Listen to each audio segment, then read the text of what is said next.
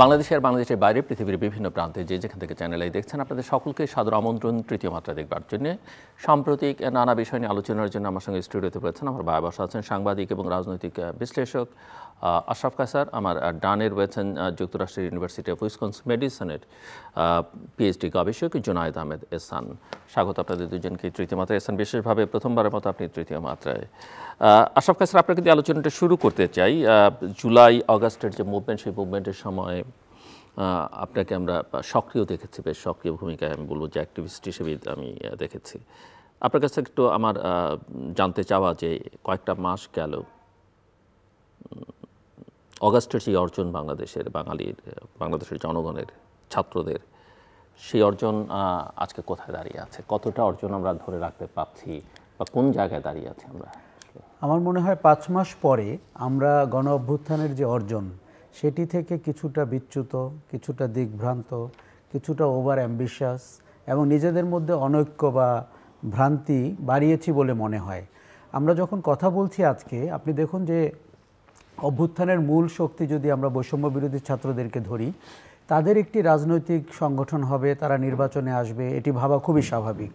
কিন্তু সেটি করতে গিয়ে আপনি ধরুন আওয়ামী লীগ নাই, কাজে আওয়ামী লীগ বাদে যে শক্তিগুলো বাজারে রয়েছে তাদের মধ্যে আমরা যে রাজনীতির ঐক্য বা একটা কমিউনিটি হিসাবে, পলিটিক্যাল ক্লাস হিসাবে একটা ম্যাচিওর দিক নির্দেশনা দেওয়া এবং সরকারের সাথে যৌথভাবে কাজ করে নির্বাচনের ভেতর দিয়ে আমাদের একটি স্থিতিশীল দেশ তৈরি করার যে জায়গাটা, সেখানে আমার মনে হচ্ছে যে বৈষম্য বিরোধীদেরকে আমি অনেকখানি কিছু একটি গোষ্ঠীর কাছাকাছি চলে যাওয়ার প্রবণতা দেখছি। দেখুন, তাদের হয়তো ধারণা হয়েছে যে বিএনপি নির্বাচন হলে সরকার গঠন করবে এবং শুরুতে মনে হচ্ছিল যে বিএনপির সাথে তাদের এক ধরনের যৌথ ঐক্য রয়েছে, কথাবার্তা রয়েছে, কিন্তু পরবর্তী সময় গত 1.5-2 সপ্তাহে আমরা দলটিকে অনেকখানি আপনার একটি বিশেষ গোষ্ঠী, প্রকাশ্যে বললে জামাত ইসলামী শিবিরের সাথে, কিংবা যারা ইসলামিক সংগঠনগুলো রয়েছে, অথবা যারা একটু উগ্রবাদী মানুষজন, কেউ কেউ ইন্ডিভিজুয়াল, তাদের দিকে মানে ঘেঁষে যেতে দেখলাম। এখন আপনি যদি আমাকে বলেন যে 31শে ডিসেম্বর তারা যে ঘোষণাপত্রটি প্রকাশ করতে যাচ্ছিল, সেটিও আমার কাছে মানে খুব সময়োপযোগী মনে হয়নি। সেটির দরকার ছিল অগাস্টের 5 থেকে 8 কিংবা 10 কিংবা 12-র মধ্যে করে ফেলা। ওই সময়ে এটি অনেকটা সতেজ ছিল, আমাদের প্রত্যেকের অন্তর্ভুক্তি অনেক বেশি ছিল এবং আমাদের সন্দেহ, সংশয়, অবকাশ কম ছিল। সেই জায়গায় না গিয়ে এই যে 31শে ডিসেম্বর বলা, এখন আপনি ভেবে এখন মনে হয় যে 71-এর প্রোক্লেমেশন অফ ইন্ডিপেন্ডেন্সকে কাউন্টার করার এখন তারা তাদের সবচাইতে বড় সমস্যা যেটি তারা তৈরি করছে, যেটি আমি মনে করি খুব ঝুঁকিপূর্ণ, সেটি হচ্ছে তারা বারবার 1971-এর সাথে তাদেরকে তুলনা করতে চাচ্ছে। এটি প্রয়োজনীয় না। 2024 একাই যথেষ্ট গুরুত্বপূর্ণ, একাই যথেষ্ট বড়। শেখ হাসিনাকে বাংলাদেশ থেকে বিদায় করতে পারা বা শেখ হাসিনার সংগঠনকে দেশ ছাড়া করতে পারা, এটি একাই যথেষ্ট গুরুত্বপূর্ণ। আমাকে বারবার মুক্তিযুদ্ধের কাছাকাছি যেতে হবে না। দেখুন, মুক্তিযুদ্ধ বললে আমাদের মাথায় যদি আওয়ামী লীগের মুক্তিযুদ্ধের বয়ান আসে, সেটি একটি ভ্রান্ত ধারণা। আওয়ামী লীগ একভাবে মোড়কজাত করেছিল মুক্তিযুদ্ধকে, কিন্তু মুক্তিযুদ্ধ একাই তো আমাদেরকে অনেক কিছু বলে। এবং আমার ধারণা বারবার নতুন স্বাধীনতা, পুরনো স্বাধীনতা, দ্বিতীয় স্বাধীনতা, এগুলো বলে মানুষকে আবার বিভ্রান্ত করা অথবা গণ অভ্যুত্থানের অর্জনকে প্রশ্নবিদ্ধ করার শামিল বলে আমি মনে করি। বৈষম্য বিরোধী এবং ছাত্রদের বা তরুণদেরকে মুক্তিযুদ্ধের ব্যাপারে পরিষ্কার অবস্থান নিতে হবে এবং সেই অবস্থানটি হতে হবে স্বাধীনতার পক্ষের, সেই অবস্থানটি হতে হবে গৌরবের। আপনি পরবর্তীতে শেখ মুজিবের শাসন, আমাদের সংবিধান কি করে তৈরি হলো, সেটি আওয়ামী লীগের গঠনতন্ত্র কি গঠনতন্ত্র না, এই বিতর্কগুলো কিন্তু হেলদি, কিন্তু সেটিকেও আপনি সীমা ছাড়িয়ে যেতে পারবেন না। এখন আপনি যদি মুজিববাদী সংবিধানকে পানিতে ছুঁড়ে ফেলে দিতে চান, সেটি ছুঁড়ে ফেলা দেওয়ার সময় ছিল 5 তারিখে, তখন আপনি করেননি। তখন আপনি সংবিধান মতো একটি সরকারের শপথের দিকে এগিয়ে গেছেন। এখন রাষ্ট্রের যে অন্যান্য প্রতিষ্ঠানগুলো, এবং আমি স্পেসিফিকভাবে সামরিক বাহিনীর কথা বলতে পারি, তাদের মনে যদি আপনি সংশয় তৈরি করে, ভীতি তৈরি করে, ইনস্টেবিলিটি তৈরি করে আপনি আবার এই ঘোষণাপত্রের কাজ করতে চান, আমি খুব সন্দিহান এই মুহূর্তে কত মানুষ তাদের ডাকে এই ঘোষণাপত্রের পক্ষে দাঁড়াবে। এবং বাজারে যে বিএনপি, জামাত বা বামপন্থী সংগঠনগুলো, এমনকি ইসলামী সংগঠনগুলো রয়েছে, তাদের প্রত্যেকের নিজস্ব এজেন্ডা রয়েছে রাজনীতির ব্যাপারে। আমরা বরঞ্চ বৈষম্য বিরোধীদের কাছ থেকে তাদের রাজনীতির চেহারাটি বুঝতে চাই। তারা যত কথাই বলুক, সেটি যদি একদম গেম চেঞ্জিংও হয়, সেটা তাদের নির্বাচনী ম্যানিফেস্টো হতে পারে, সেটা তাদের দলের গঠনতন্ত্র হতেই পারে, কিন্তু সেটা বাংলাদেশ রাষ্ট্রের ঘোষণাপত্র হয়ে উঠবে এই জায়গায় বাংলাদেশ এখন নাই। আরেকটা জিনিস হচ্ছে যে আপনি কোনো র্যাডিক্যাল সংগঠন, আপনি যদি এখন শিবিরকে বলেন যে তারা পরিকল্পনা করেছে, তারা নেতৃত্ব দিয়েছে, এটি আমার ধারণা মানে ফ্যাকচুয়ালি কারেক্ট কি কারেক্ট না এই বিতর্কে না গিয়েও আমি বলতে পারি সেন্টিমেন্ট বোঝার বিষয় রয়েছে। বৈষম্য বিরোধীদের একক শক্তিতে গণ অভ্যুত্থান হয়নি। গণ অভ্যুত্থানে আরও অনেক ছাত্ররা জড়িত হয়েছিল, তরুণরা জড়িত হয়েছিল, শ্রমিক জড়িত হয়েছিল, জনতা জড়িত হয়েছিল, এবং বাজারে 16 বছরের রাজনৈতিক আন্দোলনের একটি ইতিহাসও আছে। কাজেই আমার মনে হচ্ছে যে তাদের খুব দ্রুত তাদের আচরণের উপরে নিয়ন্ত্রণ নিতে হবে এবং তাদেরকে নিশ্চিত করতে হবে যে তারা যেন নৈরাজ্য অরাজকতার দিকে দেশকে ঠেলে না দেয়। আমি আপনাকে বলতে পারি যে ওই পথে যদি বাংলাদেশ যায়, আগামীতে আপনি আরও অস্থিতিশীল পরিস্থিতি দেখতে পাবেন, তাতে কিন্তু নিয়ন্ত্রণ তাদের হাতে নাও থাকতে পারে। আচ্ছা, একটা প্রশ্ন জাস্ট আমি, এই যে বৈষম্য বিরোধী ছাত্র বলে যাদেরকে আমরা প্রজেক্ট করছি বা নেতাদের, এটা তো কোনো স্ট্রাকচার্ড অর্গানাইজেশন ছিল না, এবং যেই সমন্বয়করা যারা ছিলেন শতাধিক, কেউ কাউকে চিনতেন বলেও সবাইকে চিনতেন না। তো কয়েকজনকে আমরা ক্রিয়াশীল দেখছি, এবং এই কয়েকজনকে আমরা বাকি সবার প্রতিনিধিত্ব তারা করছেন কিনা এটা একটা প্রশ্ন আমার কাছে, যে আমরা এটা বলে আসলে অপ্রয়োজনীয়ভাবে কাউকে খুব বড় করে তুলছি কিনা। আরেকটা হচ্ছে ছাত্রদের, আমরা কথায় কথা বলছি যে ছাত্রদের প্রতিনিধি, ছাত্ররা এটা চাইছে, ছাত্র ওটা চাইছে। আসলে কি বাংলাদেশের গোটা ছাত্র সমাজ একসঙ্গে আছে? বা এই বৈষম্য বিরোধী, এই যে কোটা বিরোধী আন্দোলনে যারা ছিলেন তারা কি সবাই এখন ওই আন্দোলনের স্পিরিটের সঙ্গে যুক্ত হয়েছেন? একটা পর্যায়ে গিয়ে আবু সাইদের মৃত্যুর পরে ধীরে ধীরে গোটা বাংলাদেশে, যেমনটা আপনি বলছেন, সবাই একসঙ্গে হয়েছে, এবং একটা স্পন্টেনিয়াস মুভমেন্ট। এখানে বিশেষভাবে কেউ কৃতিত্ব, নিঃসন্দেহে এই সমন্বয়কদের কেউ নির্যাতিত হয়েছেন, সামনে ছিলেন, কথা বলেছেন, সেই কৃতিত্ব তারা দাবি করতে পারেন, কিন্তু 5 মাসে যে চিত্র তারা তুলে ধরছেন, যে চেহারা তারা দেখাচ্ছেন, তাতে সেই দাবি তারা করতে পারেন কিনা। আর আমরা কথায় ছাত্রদের চাওয়া, ছাত্রদের আকাঙ্ক্ষাটা বলতে পারি কিনা, কারণ আমরা কি কোনোভাবে যাচাই বাছাই করে দেখেছি যে ছাত্রদের এটাই বাংলাদেশের গোটা ছাত্র সমাজের চাওয়া বা আকাঙ্ক্ষা? এটি কিন্তু আমরা বলতে পারি না, এবং বলাটা ঠিকও হচ্ছে না। দেখুন, এটি বৈষম্য বিরোধীরা নিজেরাও জানে যে তারা কোনো স্ট্রাকচার্ড সংগঠন না, তারা একে অন্যের সাথে পরিচিত হয়েছে আন্দোলনের ভেতর দিয়ে, এবং আন্দোলনটি যেভাবে সূচনা হয়েছে, যেভাবে শেষ হয়েছে, সেটি একটি রূপকথার মতো, এবং সেই রূপকথার 90% পার্টিসিপেন্ট কিন্তু অন্য জায়গা থেকে এসছেন, রাজনৈতিক দল থেকে এসছেন, শ্রমিকরা এসছেন, মাদ্রাসার ছেলেদেরকে আমি দেখেছি কোনো জায়গায়।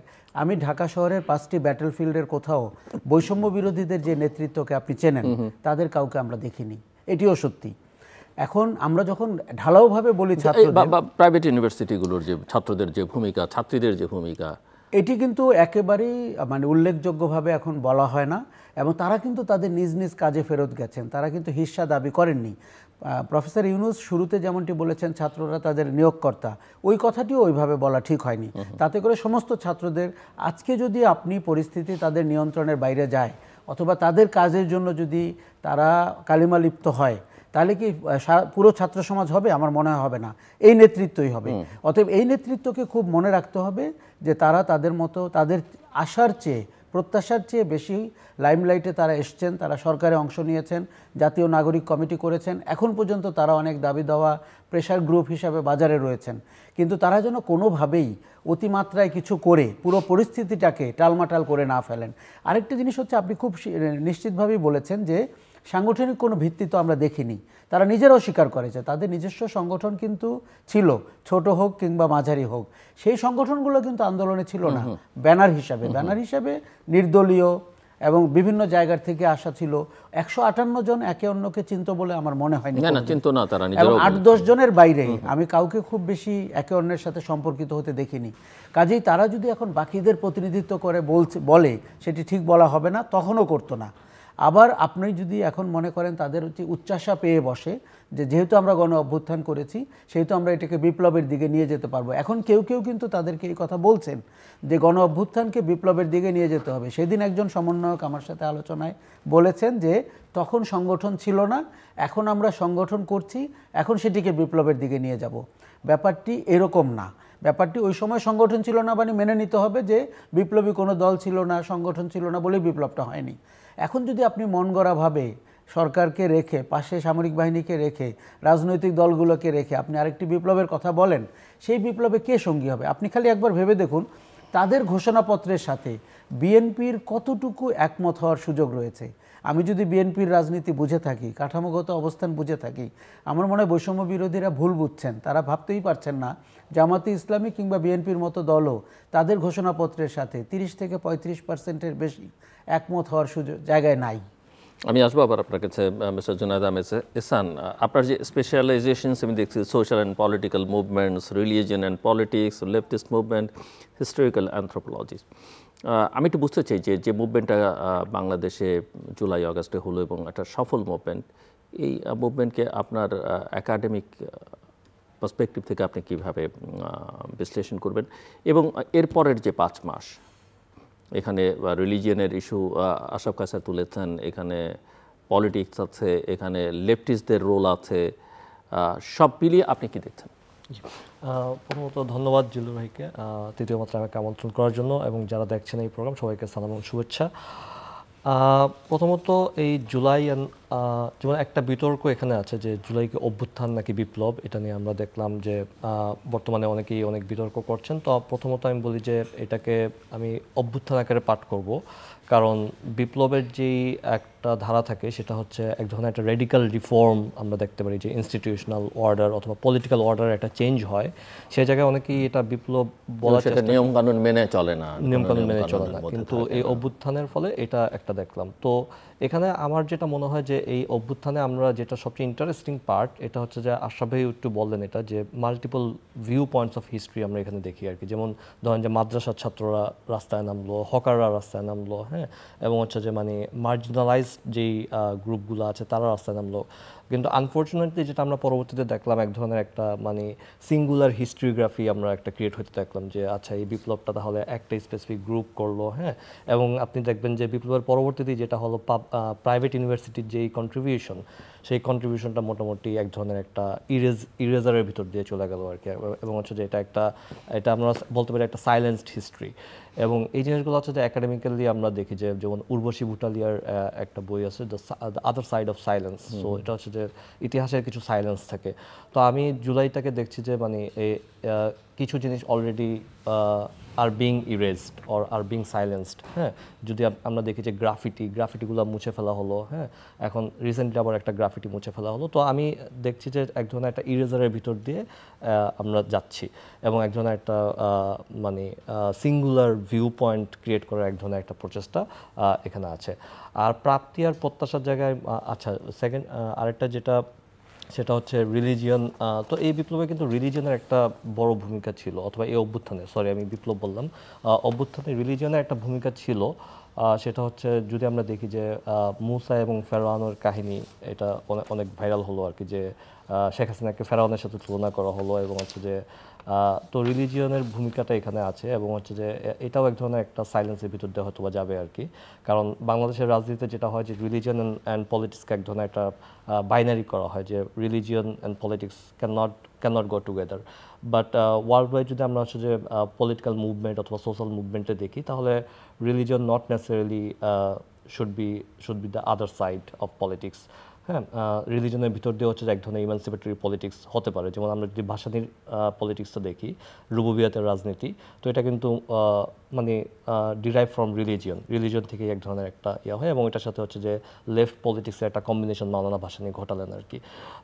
তো এই জায়গায় হচ্ছে যে আমি রিলিজনকে হচ্ছে যে নট নেসেসারিলি প্রবলেমেটিক আকারে দেখি, এটা হতে পারে। বাট যদি হচ্ছে যে এখন রিলিজিয়নের তো ধরেন একটা ট্র্যাডিশনাল, মানে আমরা যদি বাংলাদেশের কনটেক্সট আলোচনা করি, ইসলামের একটা ট্র্যাডিশনাল ইসলাম, একটা পলিটিক্যাল ইসলাম, এবং এখানে এক্সট্রিমিজমটা আবার আরেকটা কম্পোনেন্ট।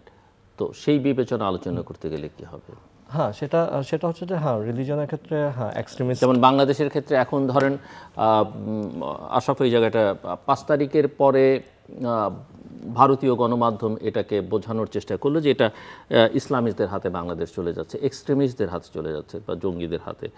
এবং গত 5 মাসে আমাদের সমাজের কোনো যেটা আশরাফ কায়সার বলছিলেন যে কিছু ইন্ডিভিজুয়াল, কিছু গ্রুপ, তারা এমনভাবে এটাকে চিত্রায়িত করবার চেষ্টা করছে পুরো প্রক্রিয়াটাকে, বা বাংলাদেশ কি হওয়া উচিত, অতীতে কি হয়েছে সেটাকে কাউন্টার করতে গিয়ে সেখানে তারা একটা ইসলামিক রাষ্ট্র বাংলাদেশ বা ওই রকম একটা ব্র্যান্ডিং তৈরি করবার চেষ্টা করছে কি বলে মনে হয় আপনার কাছে, এবং সেটা কতটা কল্যাণকর বা কতটা? হ্যাঁ, সেটা আমি একটু বলি যে আমাদের হচ্ছে যে এটার রাজনীতিটা বুঝতে হলে ওয়ার অ্যান্ড টেররের রাজনীতির দিকে যেতে হবে আর কি। 2001-এর পরে যেটা ওয়ার্ল্ড ওয়াইড এক ধরনের একটা অপারেশন অথবা রিলিজিয়নকে এক ধরনের একটা, বিশেষ করে ইসলামকে এক ধরনের একটা আদারিং করা হলো আর কি ওয়ার্ল্ড ওয়াইড, এবং সেটার থেকে কিন্তু আমেরিকাও এখন মোটামুটি কিছুটা সরে এসেছে আর কি, কিছুটা না অনেকখানি সরে এসেছে, এবং তারা হচ্ছে যে এটাকে এখন প্রাইমারি প্রবলেম আকারে আর ডিল করছে না আর কি। তো ওইটার সুযোগ নিয়ে হচ্ছে যে ইন্ডিয়ান এক ধরনের একটা প্রোপাগান্ডা রাজনীতি বাংলাদেশের উপরে ছিল, মানে এটা হচ্ছে যে ইসলাম মানেই হচ্ছে যে, অথবা ইসলামিক কোনো পার্টি ক্ষমতায় আসা মানেই হচ্ছে যে এক ধরনের এক্সট্রিমিজম এখানে চাষাবাদ হচ্ছে, অথবা এক ধরনের একটা রেডিকালাইজেশনের দিকে বাংলাদেশ যাচ্ছে। আপনি যদি দেখেন 2006-07-এর দিকে এরকম একাডেমিক্যালি অনেক লিটারেচার প্রডিউস করা হলো, যেটাতে বাংলাদেশকে বলা হলো যে নেক্সট আফগানিস্তান অথবা নেক্সট পাকিস্তান। হ্যাঁ, এবং আপনি যদি দেখেন যে সজীব ওয়াজেদ জয়েরও কিন্তু একটা আর্টিকেল সামরিক বাহিনীকে কেন্দ্র করে, তো এবং ওটার ভিতরে ওটা যদি আপনি দেখেন ওটার ভিতরে সাবস্টেনশিয়াল কোনো কিছু নাই। ইভেন ধরেন যে হিজাবের ব্যবহার বাড়ছে, ওইটাকে একটা সাইন আকারে দেখা হলো। এবং হচ্ছে যে আমাদের এখানে সোশ্যাল, মানে আমি নাম বলছি না কারো, কিন্তু অনেকেই মানে কিছুদিন আগে আমরা দেখলাম যে একজন বললো, এটা আরও 1-2 বছর আগে, যে আল্লাহ হাফেজ বলা মানে হচ্ছে যে রেডিকালাইজেশনের লক্ষণ অথবা জঙ্গিবাদের লক্ষণ। তো এই জিনিসগুলো আমাদের হচ্ছে যে এক ধরনের একটা ইসলামোফোবিক ইন্ডাস্ট্রি এখানে আছে, এবং এটা হচ্ছে যে মোটামুটি মানে ইন্ডিয়ার লেন্স দিয়ে দেখা। হ্যাঁ, ইন্ডিয়ার লেন্স দিয়ে হচ্ছে যে এখানে রাজনীতিটাকে বোঝার চেষ্টা করা। তো যেটা আমি আপনার সাথে একমত যে কিছু হয়তোবা থ্রেট অথবা কিছু মাইনর এলিমেন্ট, না সেটা ধরেন ইন্ডিয়ান ক্যাম্পেইন, কিন্তু আমাদের দিক থেকে আমরা সেটা করছি কিনা বা আমাদের কোনো গোষ্ঠী বিষয়ে অতি উৎসাহী কিনা সেটা আমি বুঝতে চাইছি আপনার কাছে মনে হয় কিনা। সেটা আমার মনে হয় যে কিছু এলিমেন্ট থাকতে পারে, I am not sure, but overall ওই আপনি মেইন স্ট্রিমে মনে করেন? মেইন স্ট্রিমে আমার মনে হয় না, যে যেমন ধরেন যে কিছু হয়তো এলিমেন্ট থাকতে পারে, কিন্তু এটা মূলধারার ভিতরে যেসব রাজনীতিক অথবা ইসলাম এন্ড রাজনীতি দুইটার কম্বিনেশন যারা করে, তাদের ভিতরে আমি ওই রেডিক্যাল এলিমেন্ট। আপনি কি মনে করেন যে মুভমেন্টটা সাকসেসফুল মুভমেন্ট আমরা সবাই বলছি, এবং দেখেছি এক অর্থে ওই অর্থে তো অবশ্যই সাকসেসফুল, যে শেখ হাসিনার মতো একটা শাসককে পালিয়ে যেতে বাধ্য করা গেছে। সেই জায়গায় এই সাকসেসটা কি আমরা ধরে রাখতে পারছি বলে মনে হচ্ছে 5 মাসে? ওটা না পারলে কেন পারছি না, কোথায় সমস্যা আপনি দেখছেন? যেটাকে আশরাফ কায়সার বলছেন যে বিচ্যুত, ইতিমধ্যেই দিগ্ভ্রান্ত। জি, তো এটা আমি দেখছি যে যেমন এই যে আমি একটু আগে যেটা বললাম যে multiple view points of the event, তো ওই জায়গায় সবারই কিছু প্রত্যাশা ছিল, এবং সবারই হচ্ছে যে এক ধরনের একটা চেঞ্জ সবাই আশা করছিল। তো আমরা 5 মাসে দেখলাম যে ওরকম সাবস্টেন্সিয়াল কোনো কিছু চেঞ্জ হয় না। যদি আমি একটা এক্সাম্পল দিই, তাহলে প্রথমত হচ্ছে জুলাইয়ের শহীদ এবং আহত যারা, তাদেরকে হচ্ছে যে শহীদদেরকে ক্ষতিপূরণ দেওয়া অথবা আহতদের চিকিৎসার ব্যবস্থা, ওইটাতে আমরা ওরকম কোনো দৃশ্যমান অগ্রগতি দেখতে পাইনি। সেটা এক ধরনের বড় ব্যর্থতা এই অভ্যুত্থানের পরে।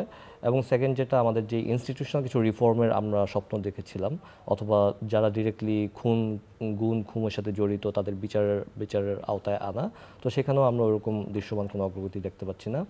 এবং যেমন কিছুদিন আগে আমলাতান্ত্রিক একটা জটিলতা আমরা দেখলাম। এখন এইটা যদি আমি হিস্ট্রিক্যালি একটু দেখি, যে আমলাতন্ত্রের যে স্ট্রাকচারটা, সেটা কিন্তু একটা কলোনিয়াল স্ট্রাকচারের এক ধরনের একটা কন্টিনিউশন।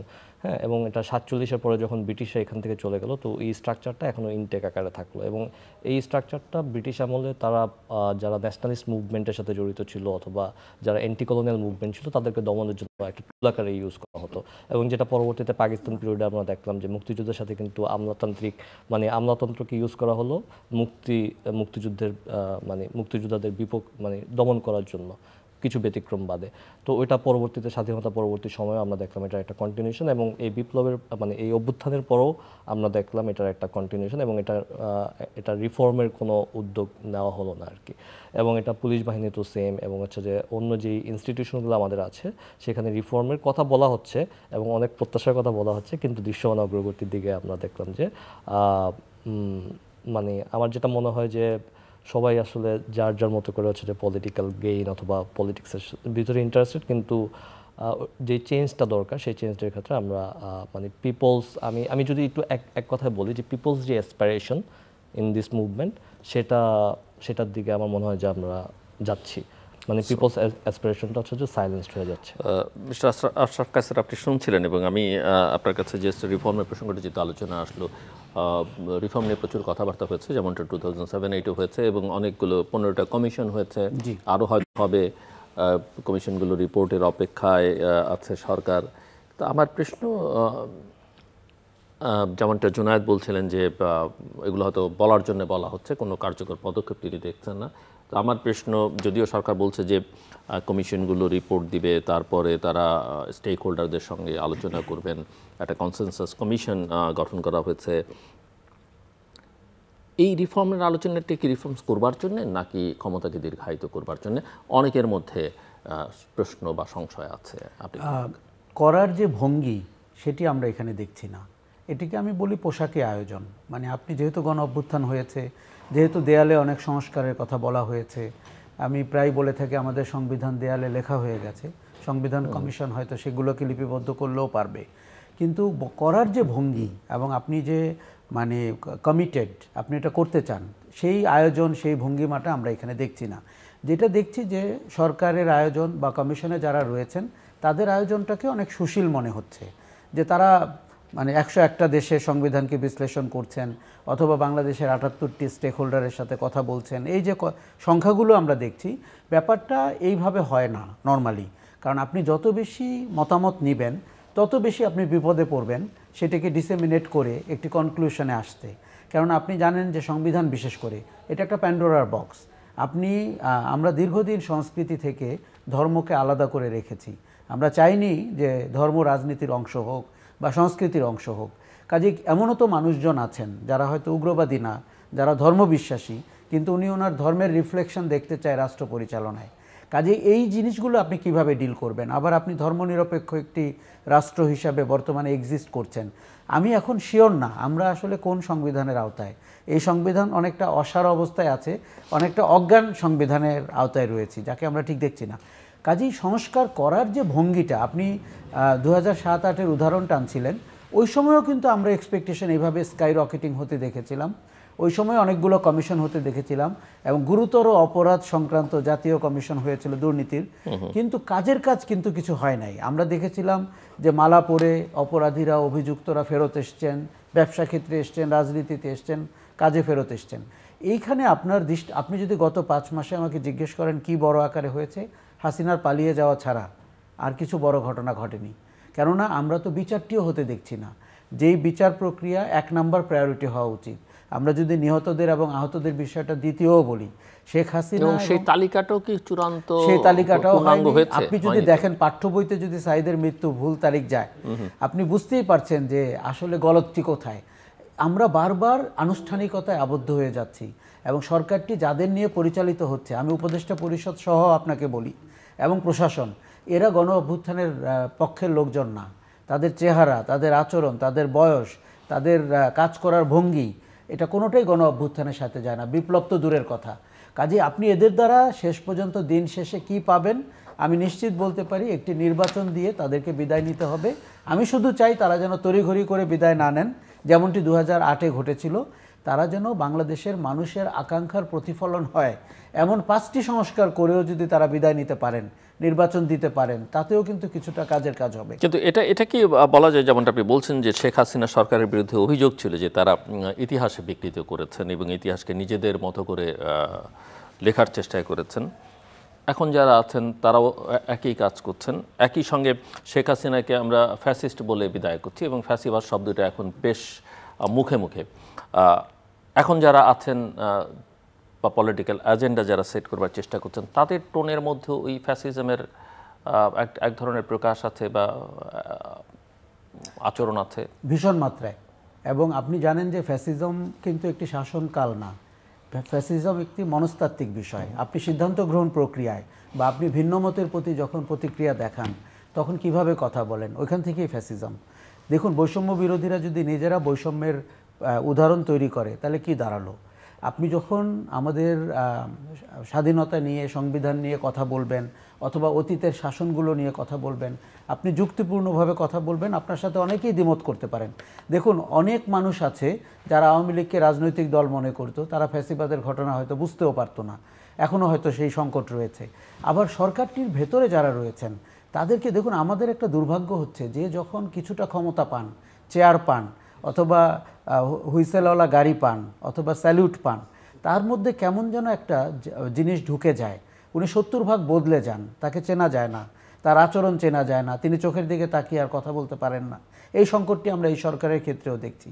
তার সাথে যুক্ত হয়েছে যে তাদের কি কোনো হিডেন এজেন্ডা তারা বাস্তবায়ন করতে চাচ্ছেন, সেটা আইডেন্টিটির ক্ষেত্রে, দেশের আইডেন্টিটির ক্ষেত্রে, সরকারের চেহারার ক্ষেত্রে, এমনকি রাজনৈতিক দল পছন্দ অপছন্দের ক্ষেত্রে। এই পুরো মতলবটা কিন্তু আখেরে কোনো ভালো ফল আনবে না। দেখুন, এখানে বিএনপির মতো একটি দল রয়েছে, যেই দল 17 বছর ক্ষমতার বাইরে এবং প্রায় 16 বছরই তাদের উপরে স্টিম রোলার চড়েছে সেই দল। তাকে যদি আপনি দ্বিতীয় সারিতে রেখে প্রথম সারিতে অন্য কাউকে আনতে চেষ্টা করেন আপনার কিছুটা সুখানুভূতি হবে বলে, সেটি কিন্তু আখেরে ভালো ফল আনবে না। এগুলো করতে গেলে যেটা হয়, অতীতেও যা হয়েছে, আপনার পুরো সংস্কারের পাটাতন ভেঙে পড়তে পারে। শেখ হাসিনা শেষ দিকে কিন্তু তাই হয়েছিল। উনি যদি 14 সালে নির্বাচন দিতেন, উনি নিশ্চিত পরের 5 বছর পর আবার নির্বাচনে বিজয়ী হয়ে আসতেন। কিন্তু আমরা যখন পুরোটা খেতে যাই, এই যে রোম্যান্টিসিজম আমাদেরকে পেয়ে বসে, এই সরকারের ভেতরেও পেয়ে বসছে, এই ছাত্রদের মধ্যে, বৈষম্য বিরোধীদের মধ্যে, এবং আমি যে ইন্ডিভিজুয়ালদের কথা বলছি, যারা প্রকাশ্যে দিনের আলোতে আসে না কিন্তু যারা অন্ধকারের মানুষ, তারা কি একটা আলোর দিকে দেশকে নিতে পারবে? কোনোদিন পারবে না। কাজেই সরকারের ভেতরে যে রোম্যান্টিসিজম ঢুকেছে, সেটি কিছু ইন্ডিভিজুয়ালের মধ্যে ঢুকেছে। তার কিছু জিনিস যাদেরকে আমরা মাস্টার মাইন্ড বলেছি, ভুলক্রমে বলা একদম ঠিক হয় নাই, তাদের মধ্যে ঢুকেছে।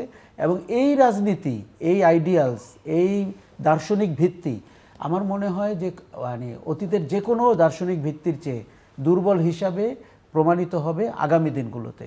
আমাদের মনে হচ্ছে যে এখন সরকারের উচিত হবে খুব দ্রুত, 31শে ডিসেম্বর সরকার একটা ভালো কাজ করেছে, ঘোষণা ব্যাপারটিকে পিছিয়ে দিয়েছে।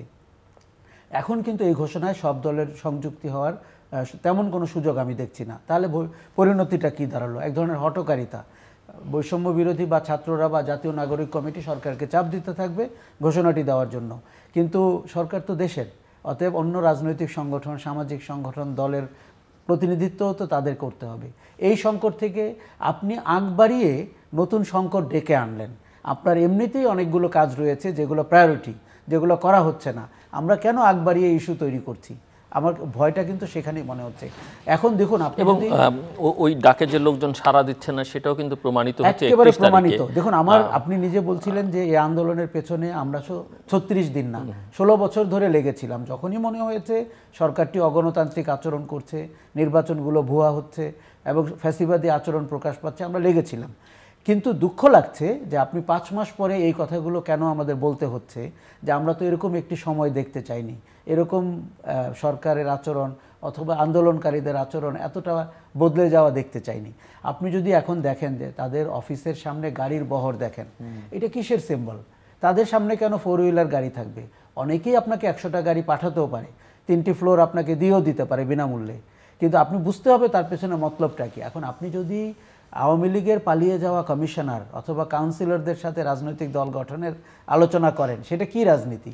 যেই কমিশনাররা অস্ত্র হাতে ছাত্রদের উপরে হামলা করেছিল, এখন আপনি যদি শিবিরকে সামনে আনেন, বাংলাদেশের কয়টা লোক স্বাধীনতা বিরোধী একটি শক্তিকে 2024 সালে গ্রহণ করবে? আন্দোলনের শক্তি আর শাসন ক্ষমতার শক্তি, এর মধ্যে তো পার্থক্য আছে।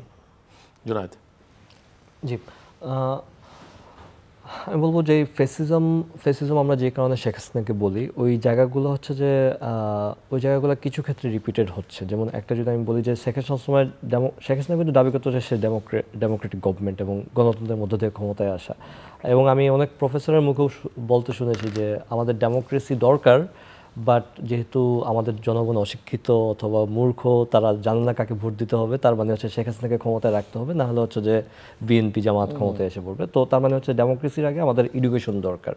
সো আমরা ডেমোক্রেসি চাই, আবার হচ্ছে যে ডেমোক্রেসির মধ্যে দিয়ে আমাদের এমন একটা এডুকেশন, যে এডুকেশন শুধুমাত্র আওয়ামী লীগকে ভোট দিবে, অথবা ডেমোক্রেসির আগে উন্নয়নটা দরকার, অথবা হচ্ছে যে এরকম এডুকেশন দরকার যেটার মধ্যে দিয়ে আমার পার্টি ক্ষমতায় আসবে।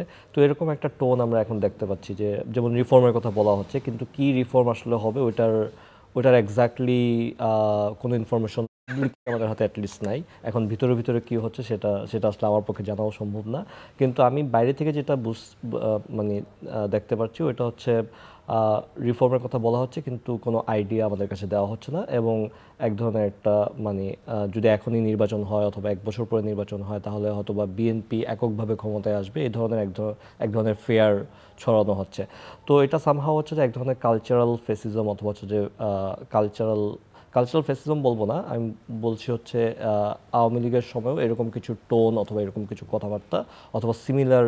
বিএনপি যদি ক্ষমতায় আসি বা তার ল্যান্ডস্লাইড ভিক্টরি হয়, এটা ফেয়ার হবে কেন? মানে এটা তো আওয়ামী লীগও এভাবে ক্ষমতায় এসছে, বিএনপি আগেও ক্ষমতায় এসছে। জি, সেটার ক্ষেত্রে হ্যাঁ, সেটাই হচ্ছে যে মানে ডেমোক্রেসির জিনিসটাই হচ্ছে যে যেই পার্টিকে লোকজন ভোট দিবে সেই পার্টি ক্ষমতায় আসবে। এখন এটার ক্ষেত্রে যে কেউ ক্ষমতায় আসতেই পারে, এটা 60% ভোট হতে পারে, 70% হতে পারে। সো এটার ক্ষেত্রে আমি যেটা দেখি যে আমরা আসলে কি চাই সেটা নিয়ে এক ধরনের একটা কনফিউশন সোসাইটিতে আছে, যে আমি ডেমোক্রেসিও চাই কিন্তু ডেমোক্রেসির মধ্যে দিয়ে যদি আমার পার্টি ক্ষমতা না আসে অথবা লোকজন যদি আমাকে ভোট না দেয় সেই ক্ষেত্রে আমার আবার ডেমোক্রেসি নিয়ে একটু সমস্যা।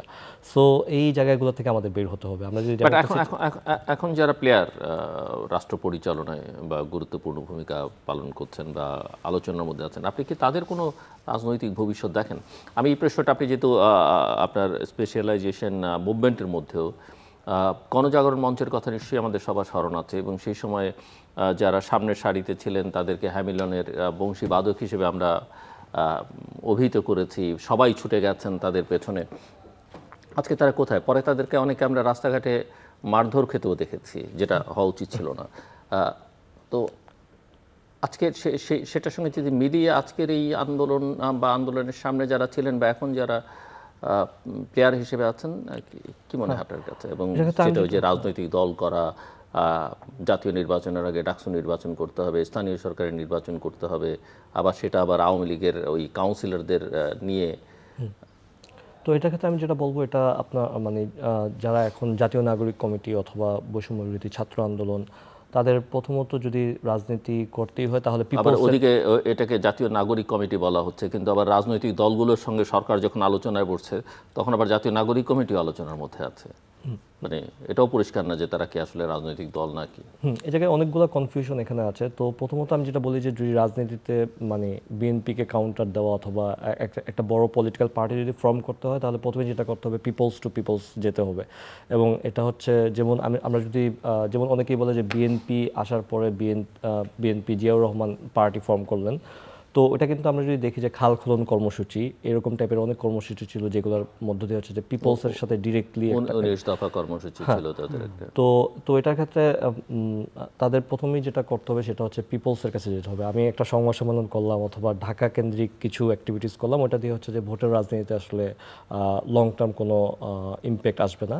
এবং এটার ক্ষেত্রে যেমন প্রাইভেট ইউনিভার্সিটির একটা বড় অংশ তাদের সাথে এক ধরনের একটা কমিউনিকেশনে যাওয়া অথবা গ্রামগঞ্জে, যেমন আমি একটা এক্সাম্পল এখানে দিই, থাইল্যান্ডে যেমন আপনি দেখবেন থাকসিন সিনওয়াত্রার যেই উত্থান, হ্যাঁ, ওটার ক্ষেত্রে যেটা হয় যে মানে তাদের পার্টির এক ধরনের একটা ম্যানিফেস্টো ছিল যে গ্রাম টু গ্রাম তারা হচ্ছে যে গেল, মানে প্রত্যেকটা গ্রামে যে, এবং এরকম না যে একটা পলিসি করলো যেটা থাইল্যান্ডের সব গ্রামের জন্য একই পলিসি, তারা যেটা করলো প্রত্যেকটা গ্রামে ওই গ্রামের কী কী সমস্যা এবং ওই সমস্যাগুলো একটা ইয়ে করলো এবং ওই গ্রাম অনুযায়ী এক একটা গ্রামের জন্য এক একটা সমস্যা এবং ওই সমস্যাগুলো সলভ করার জন্য তারা পলিটিক্যাল পার্টি কাজ শুরু করলো। এবং এগুলোর মধ্যে থেকে কিন্তু পার্টিটা খুব দ্রুত সময়ে জনপ্রিয়তা ইয়ে করলো। পরে যাই হোক মানে আবার মানে অথরিটেরিয়ান গভর্নমেন্ট অথবা মনার্কিটা আবার ফেরত আসলো মিলিটারির মাধ্যমে। তো যেটা আমি বলতে চাচ্ছি যে মানে বাংলাদেশেও যদি নিউ পলিটিক্যাল পার্টি করতে হয় তাহলে এই পলিসিগুলো একটু ইন্টারন্যাশনাল অথবা অন্য কান্ট্রিগুলোতে যেরকমভাবে এক ধরনের মানে রাজনীতিগুলো শেপ নিল সেটা নিয়েও একটু গবেষণা করতে হবে এবং ওইটা মানে কাজ করতে হবে। মানে ঢাকা কেন্দ্রিক আমি কিছু প্রোগ্রাম করলাম অথবা সংবাদ সম্মেলন করলাম, ওটা দিয়ে আসলে গ্রামের মানুষজন আসলে ওইটার সাথে কানেক্টেড হওয়ার কোনো স্কোপ নাই। আশরাফ, একটু আপনি সেনাবাহিনীর কথা উল্লেখ করেছেন, জামাতের প্রসঙ্গটা আলোচনার মধ্যে এসছে। সম্প্রতি জামাতের আমির বলেছেন যে দেশে দেশপ্রেমিক শক্তি দুটো, একটি সেনাবাহিনী আর একটি জামায়াতে ইসলামী। সেনাবাহিনী দেশপ্রেমিক শক্তি, এটা বা কথাবার্তায় সবসময় চলনে বলনে আমরা সবসময় বলি, কিন্তু এর মধ্যে নতুন যুক্ত হয়েছে জামায়াত ইসলামী। আপনি কি মনে করেন? আমার মনে হয় এটি ভয়ঙ্কর অধ্যত্ত, এবং এইভাবে কথা বলার যে রাজনৈতিক পরিবেশ সেটাকে মানুষ অপছন্দ করবে। তার মানে আমরা 5ই আগস্টের পর থেকে জামাতকে যেই ভূমিকায় দেখছি, সেনাপ্রধান তার উদ্বোধনী বক্তৃতায় জামাতের কথা দুবার বলে ফেলেছিলেন, এগুলো থেকে মনে হয়েছে সেনাবাহিনীর ভেতরে একটি অংশ আছে যারা হয়তো জামাত ইসলামীকে প্রচ্ছন্নভাবে সমর্থন দিচ্ছেন। সরকারের ভেতরে একটি অংশ আছে যারা ইসলামিক রাজনীতি বা উগ্রবাদী রাজনীতিকে একটি সমর্থন দিচ্ছেন।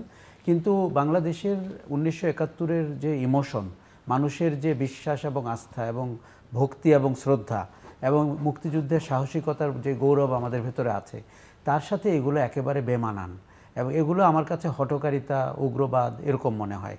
আপনি দেখুন, আপনি গণজাগরণ মঞ্চের কথা বলছিলেন, আমার ইদানিংকালের কয়েকটি মনে হচ্ছিল বারবার যে ইমরানিজ সরকারের যে পরিণতি হয়েছে, এদের কারো কারো পরিণতি হয়তো তার চেয়েও খারাপ হবে।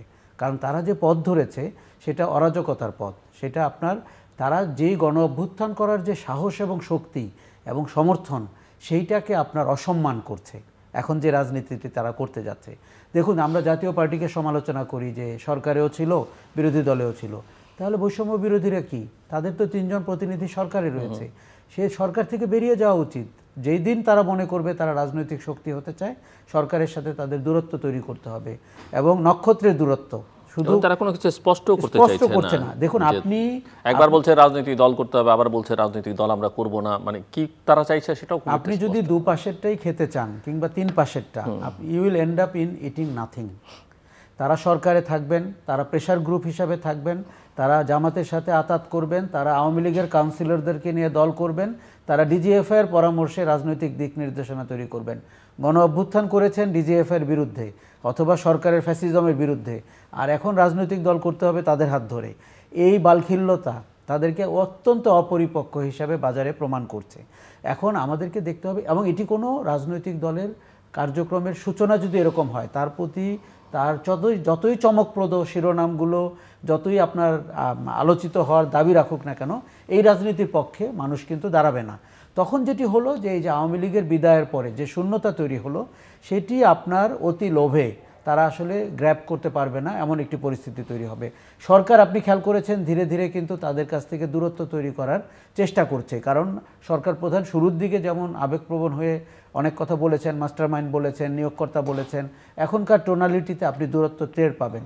আমার ধারণা আগামী দিনে তাদের সাথে দূরত্ব আরও বাড়বে, সরকারের বাড়বে, রাষ্ট্রের প্রতিষ্ঠানগুলো তাদের ব্যাপারে আরেকটু সতর্ক হয়ে উঠবে, এবং বিরোধী দল, বিশেষ করে বিএনপির মতো দল, যাদের আপনার মানে লেজিটিমেট পাওয়ার রয়েছে এই দেশের যে কোনো আন্দোলন কিংবা সরকার গঠনের, তাদের সাথেও তাদের দূরত্ব তৈরি হবে। ফলে তাদের রাজনীতির চেহারাটি হবে হঠকারী রাজনীতির চেহারা। দেখুন, আমাদের সামনে 3টে এক্সাম্পল আছে, শ্রীলঙ্কা আছে, আমাদের সামনে আপনার আম আদমি পার্টির উত্থান আছে, কি করে রাজনৈতিক দল করতে হয়। এদের সুবিধা ছিল একটি গণ অভ্যুত্থানের পটভূমিতে দাঁড়িয়ে রাজনৈতিক দল, সে যদি এই গণ অভ্যুত্থানের পার্ট থেকে ওই দল গঠনের জন্য সঠিক সিদ্ধান্ত না নিতে পারে, তার সম্পূর্ণ দায় এবং পরিণতি কিন্তু তাদের নিজস্ব। এবং আমি যে সমস্ত ইন্ডিভিজুয়ালকে শুনি তাদের সাথে এখন ঘনিষ্ঠভাবে যোগাযোগ, তারা কিন্তু গণ অভ্যুত্থানের আগে অতটা যোগাযোগে ছিল না। তারা হঠাৎ করে মনে করেছে হাতের মধ্যে ক্ষমতা পেয়ে গেছি, এখন যে কোনোভাবে আমরা দেশকে চেহারা দিতে পারবো, রূপান্তর করতে পারবো, বদলাতে পারবো। এরা খুব জনবিচ্ছিন্ন, তাদের জনগণের সাথে কোনো সম্পর্ক নাই। তাদের এক ধরনের রোম্যান্টিক বিপ্লবী চিন্তা আছে, এবং সেটি ছাত্রদেরকে তারা ভুলিয়ে ভালিয়ে পাঠচক্রের ভেতর দিয়ে তারা একভাবে গঠন করার চেষ্টা করেছেন এবং এখনও করছেন। কিন্তু আপনি বৃহত্তর পরিসরে সারা দেশের মানুষের সাথে, জুনায়েদ যেমনটি বলছিলেন যে আপনি হাট বাজার গঞ্জে রাজনৈতিক দল গঠন করে যদি সরকার নির্বাচনে না যেতে পারেন, আরেকটা মতলব হচ্ছে যে আমি স্থানীয় সরকার নির্বাচন চাই, আমি ডাকসু নির্বাচন চাই, আমি জাতীয় নির্বাচন চাই না। এই জিনিস ধোপে টিকবে না। 16 বছর মানুষ ভোট দিতে পারেনি, অতএব তার জন্য দরকার জাতীয় নির্বাচন। এখন আমরা যদি সরকারকেও দেখি ওই সুরে কথা বলতে, আপনি মনে রাখবেন সরকারের বিদায়ও কিন্তু করুণ হতে পারে। জামায়াতের ওই নেতাই বলছিলেন ঢাকার বাইরের একটা সমাবেশে যে আওয়ামী লীগকে ক্ষমা চেয়ে তাদের অপরাধের জন্য, জুলাই আগস্টে যা করেছে সেগুলোর জন্য ক্ষমা চেয়ে যদি তারা রাজনীতি করতে চায় ক্ষমা চাইতে হবে। কিন্তু জামায়াত যখন এটা বলে, অনেকেরই তো গত 53 বছর ধরে বলছেন যে জামাতকেও রাজনীতি করতে হলে ক্ষমা চাইতে হবে। জামাত যদি কারো ক্ষমা প্রত্যাশা করে, প্রথমে তাদের ক্ষমা চাইতে হবে। দেখুন, জামাতের সৌভাগ্য যে কোনো একটি রাজনৈতিক পরিস্থিতির কারণে তারা এখন মাঠ ধরে বিচরণ করতে পারছেন, খোলা জিপে চড়তে পারছেন, কখনো কখনো ফ্লাইং কিস দিতে পারছেন আমির। কাজেই এই সিচুয়েশনে যদি তাদের মাথা খারাপ হয়ে যায়, তাদের নিজেদের ক্ষমা চাইতে হবে যুদ্ধের অপরাধের জন্য, যুদ্ধে সহযোগিতা করার জন্য, গণহত্যার দায় নিয়ে। তাহলে তার রাজনীতি করার একটা ভ্যালিড গ্রাউন্ড তৈরি হবে। দেখুন, আমরা কিন্তু তাদের নাম নিয়েও অনেক কথা বলেছি, জামায়াত ইসলামী বাংলাদেশ, কেন বাংলাদেশ জামায়াত ইসলামী না?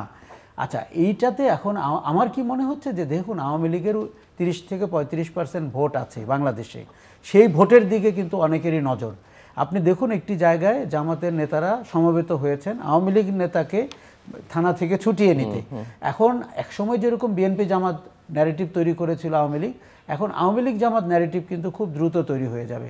আরও একটা ন্যারেটিভ তৈরি হবে বৈষম্য বিরোধী এবং স্বাধীনতা বিরোধী। আমি খুব চাই না এই দুটি ন্যারেটিভের একটিও বাজার পাক, বিশেষ করে দ্বিতীয়টি, কিন্তু এটি বাজার পাবে বলে আমার ধারণা।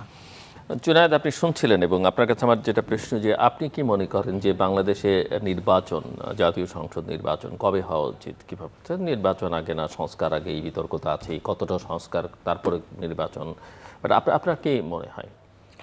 আমার মনে হয় যে দুইটারই হচ্ছে পজিটিভ নেগেটিভ জায়গা আছে। সো যদি সংস্কার করতে হয়, আপনার প্রথমে যেটা করতে হবে, কী সংস্কার আপনি করবেন ওইটার একটা রূপরেখা আপনাকে দিতে হবে, এবং ওটা কি রেডিক্যাল রিফর্ম হবে কিনা, নাকি সংস্কারের নামে হচ্ছে টাইম ডিলে করা হবে, সেটাও হচ্ছে যে মানে আমাদের কাছে পরিষ্কার থাকতে হবে। তবে আমার মনে হয়, কিন্তু রেডিক্যাল রিফর্ম আপনি কি করবেন? আজকে আপনি একটা রেডিক্যাল রিফর্ম করলেন, কালকে XYZ ক্ষমতায় আসলো, সেটা রাখলো না, তো লাভ কি? তো হ্যাঁ, এই কারণে আমি বলছি যে এই কারণে আমার যেটা মনে হয় যে আগামী 1 বছর অথবা 1-1.5 বছরের ভিতরেই একটা নির্বাচনের দিকে আমাদের যাওয়া উচিত। কারণ অ্যাট দ্য এন্ড বিএনপির অনেক সমস্যা থাকতে পারে, কিন্তু অ্যাট দ্য এন্ড এক ধরনের একটা পিপল রিপ্রেজেন্টেটিভ আমরা হয়তো হচ্ছে যে মানে ডেমোক্রেটিক যে গভর্নমেন্ট আমরা বলি, ওই ডেমোক্রেটিক গভর্নমেন্টের এক ধরনের একটা কন্টিনিউশন হতে পারে। অ্যাট দ্য সেম টাইম আমি যেটা বলবো যে আমাদের এক ধরনের একটা পোস্ট কলোনিয়াল কান্ট্রিগুলোতে এক ধরনের একটা টেন্ডেন্সি আমরা দেখি আর কি, যে আমরা যখনই ক্ষমতার কাছাকাছি যাই এক ধরনের একটা টপ ডাউন অ্যাপ্রোচ আমরা ইমপ্লিমেন্ট করতে চাই আর কি। তো এটা যদি আমি একটা এক্সাম্পল দিই, যেমন আপনার পোস্ট কলোনিয়াল তানজানিয়াতে যেটা হয় যে যখন এটাকে বলে হাই মডার্নিস্ট ইডিওলজি, তারা যখন ক্ষমতায় আসে তখন দেখা গেল এক ধরনের একটা রিলোকেশন করলো, লোকজনকে চর এলাকা থেকে এসে পাহাড়ি এলাকায় করলো, এবং এই পুরোপুরি ডিসিশনটা হলো আরবিটারি ওয়েতে। তো এটার ক্ষেত্রে যেটা হলো যে ধরেন যে একটা জনগোষ্ঠী যখন একটা এরিয়াতে থাকলো, তখন তাদের এক ধরনের একটা নলেজ সিস্টেম ওখানে ছিল। আপনি যখন রিলোকেশন করলেন তখন দেখা গেল ওই নলেজ সিস্টেমটা আর ওখানে কাজ করলো না। তো আমি যেটা বলতে চাচ্ছি যে এক ধরনের একটা মানে পিপলস থেকে পলিটিক্সটা ডিরাইভ করতে হবে, অথবা হচ্ছে যে আপনার বটম থেকে টপের অ্যাপ্রোচটাতে আমাদের যেতে হবে আর কি। তো এই জিনিসটা আমাদের মনে হয় যে এখনও পলিটিক্যাল ডিবেটে আমরা আনতে পারি না, এটা হচ্ছে এক ধরনের একটা ব্যর্থতা। তবে আমার মনে হয় যে নির্বাচিত সরকারের মধ্য দিয়ে এই রিফর্মগুলো আমাদের করতে হবে। এবং এটা যদি এখন যদি কারো কোশ্চেন থাকে, তাহলে বিএনপি আসলে যদি বিএনপি এককভাবে ক্ষমতায় আসে তাহলে কি সমস্যা, তাহলে আমাদের কোশ্চেন থাকবে, তাহলে আপনারা পার্টি করে আপনারা কেন পিপলকে কনভিন্স করতে পারছেন না, সেটা এক ধরনের কোশ্চেন থাকতে পারে। এবং আমি যেটা মনে করি যে আওয়ামী লীগ এখন মানে বাংলাদেশের রাজনীতিতে নতুন জাতীয় পার্টি, মানে জাতীয় পার্টির যে একটা অবস্থা ছিল যে সবাই জাতীয় পার্টিকে সাথে রাখতে চাই, তো এখন আওয়ামী লীগ এরকম একটা জাতীয় পার্টিতে রূপান্তরিত হলো। মানে এখন সবাই যার মতো করে আওয়ামী লীগের সাথে একটা নেগোসিয়েশন, অথবা আওয়ামী লীগকে কীভাবে ইউজ করে, যেটা আপনি বললেন 30 থেকে 35% ভোট, এই ভোটের দিকে সবার নজর, অথবা এই আওয়ামী লীগের এই ভোট ব্যাংকের উপর সবার নজর। সো এটার জায়গায় হচ্ছে যে ওটা থাকা সমস্যা না, কিন্তু আওয়ামী লীগের যারা গুণ খুমের সাথে জড়িত তাদের সাথে কোনো কম্প্রোমাইজে যাওয়া তাদের রাজনৈতিক সুইসাইডে পরিণত হবে। তাদের সাথে যদি কোনো কম্প্রোমাইজে করা হয় তাহলে হচ্ছে যে মানে তাদের যেই অথবা জুলাই আগস্টে যেই একটা ম্যান্ডেট ক্রিয়েট হলো, সেটার এক ধরনের একটা আত্মহত্যার দিকে যাওয়া হবে। এবং আমি মনে করি যে মানে যদি ক্ষমতায় আসতে চাওয়া অথবা ক্ষমতা আসার জন্য লড়াই করা কোনো প্রবলেম নেই, কিন্তু এটা যদি রাজনীতিবিহীন হয় তাহলে এটা একটা ফেসিজমের দিকে যাওয়ার সুযোগ আছে। তার মানে হচ্ছে যে আমাদের রাজনীতির সাথে থেকেই ক্ষমতার পলিটিক্সটা করতে হবে, ওটা রাজনীতিবিহীন যাতে না হয়, ওটা যাতে আমরা মনে না করি যে আমার চাওয়াটাই সবার চাওয়া। অথবা যেমন আমরা যখন বললাম যে ছাত্রদের চাওয়া, এখন ছাত্ররা বলতে 10 জন জন ছাত্র একটা কিছু চাইলে ওটা ছাত্রদের চাওয়া হয় কিনা, অথবা আসলে এটা ছাত্রদের চাওয়া কিনা, বা ইউনিভার্সিটির ছাত্রের চাওয়া আর স্কুলের ছাত্রের চাওয়া এক কিনা, মাদ্রাসার ছাত্রের চাওয়া এক কিনা, পাবলিক ইউনিভার্সিটির ছাত্রের চাওয়া আর প্রাইভেট ইউনিভার্সিটির ছাত্রের চাওয়া এক কিনা। হ্যাঁ, অথবা যেমন আমাদের রাজনৈতিক দলগুলো বলতো যে জনতা আমাদেরকে চায়, এখন জনতা বলতে হচ্ছে যে সবাই। আমি শুধু দুইটা জিনিস যোগ করি। দেখুন, বিএনপির প্রধান তারেক রহমান আপনার মৌলিক 5টি সংস্কারের ব্যাপারে 5ই অগাস্ট থেকে একই কথা বলছেন।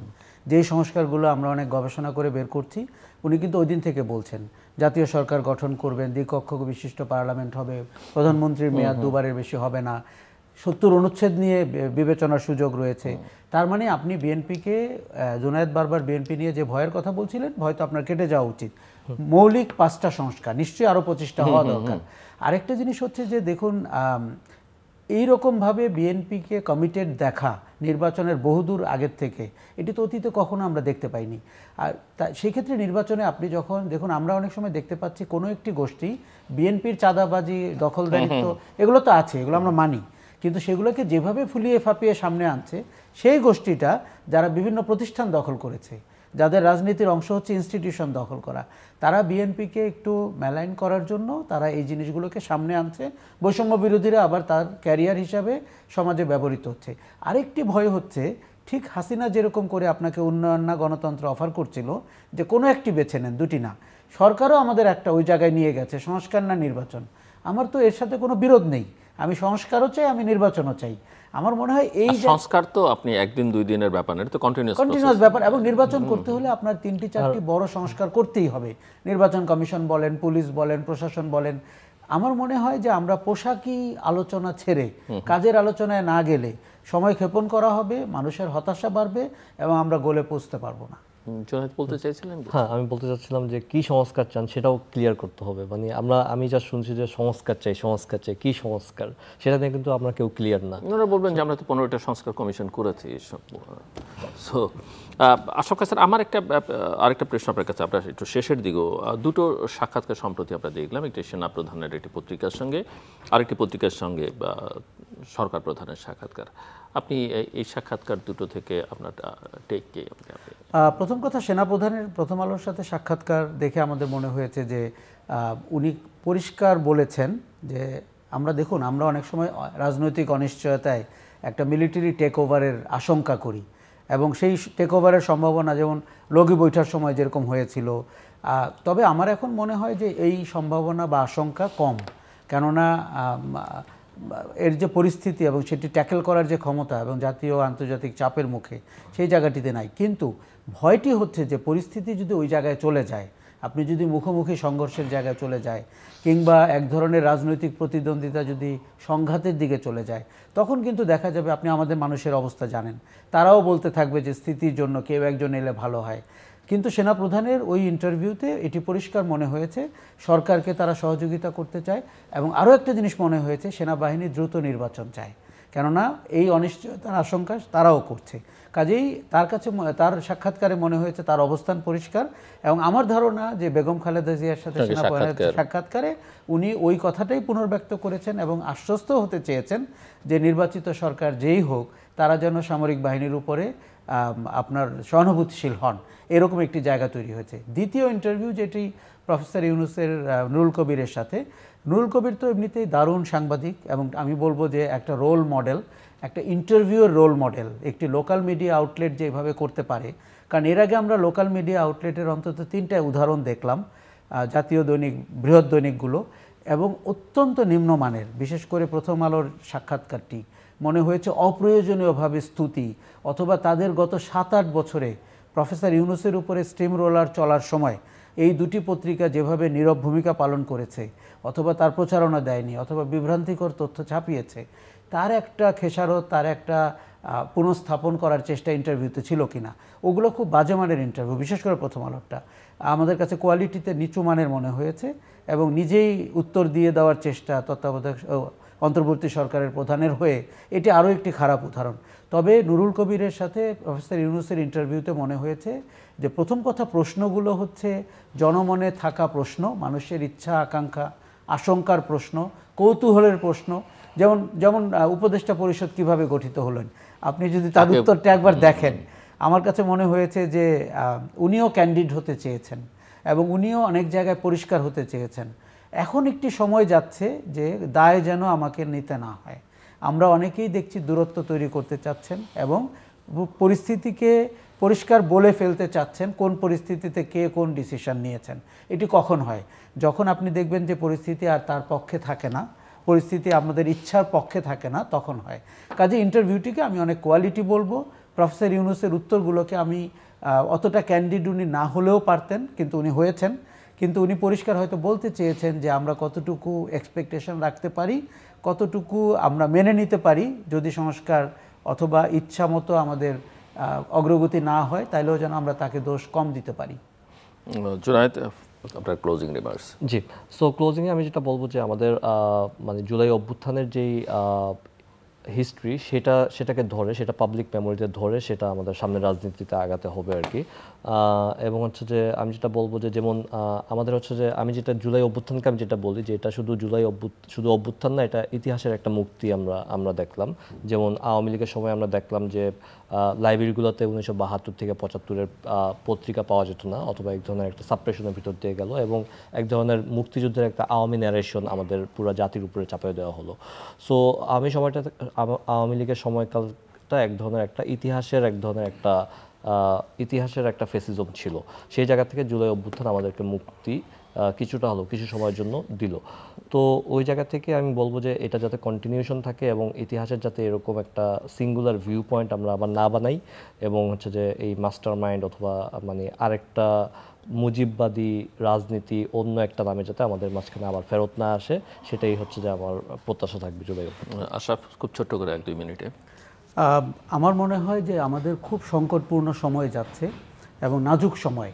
কেননা আপনার ঠিক 5ই আগস্ট যে মোড় পরিবর্তনটি ঘটিয়েছে, এখনকার সময় আমরা 2-1 সপ্তাহের মধ্যে যদি আমরা মানে নিজেদের জায়গায় ফেরত না আসি, বিশেষ করে ঘোষণা নিয়ে যে অরাজকতা তৈরি হতে পারে সেটিকে সামাল দিতে হবে। যদিও আমাদের প্রয়োজনীয় আরও অনেক কাজ রয়েছে। আরেকটা জিনিস হচ্ছে জাতীয় নির্বাচনকে যত দ্রুত দেওয়া যায়। আমার ধারণা আগামী ডিসেম্বরের মধ্যে নির্বাচন হওয়া উচিত এবং সেই নির্বাচনে যেই বিজয়ী হোক আমরা যেন প্রথমবারের মতো এবং প্রশ্নহীনভাবে মেনে নেই জনগণ যাকে বিজয়ী করে, এবং আমাদের আস্থা রাখতে হবে যে নির্বাচিত সরকার 5ই আগস্টের মেসেজ নিয়েছে। দর্শক, অনুষ্ঠানের শেষ প্রান্তে আমরা সামাজিক যোগাযোগ মাধ্যম ফেসবুক, এক্স এবং ইউটিউবে তৃতীয় মাত্রা লাইভ স্ট্রিম হচ্ছে, আপনারা দেখতে পারেন। টেলিভিশনের পর্দায় দেখতে না পারলে যে কোনো সময় যে কোনো স্থান থেকে ইউটিউবে তৃতীয় মাত্রা চ্যানেলটি সাবস্ক্রাইব করে পর্ব বা পুরনো পর্বগুলো আপনারা দেখতে পারেন। জুনায়েদ আহমেদ এহসান এবং আশরাফ কাসের অসংখ্য ধন্যবাদ এই আলোচনা শোনার জন্য।